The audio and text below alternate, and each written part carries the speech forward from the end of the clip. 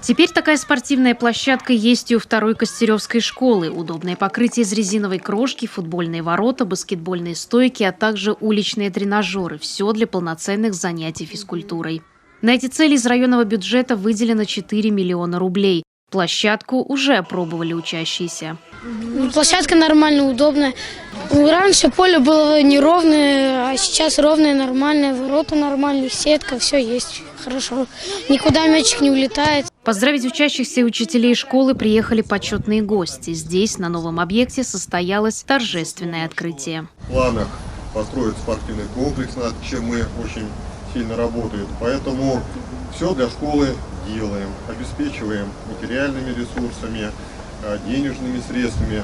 Осталось только заваривать, хорошо учиться, заниматься спортом, показывать хорошие результаты в спорте, в образовании. Вот этого я вам и желаю. Поэтому хотелось вам сделать вот такой вот подарок и пожелать вам, чтобы вы это все берегли.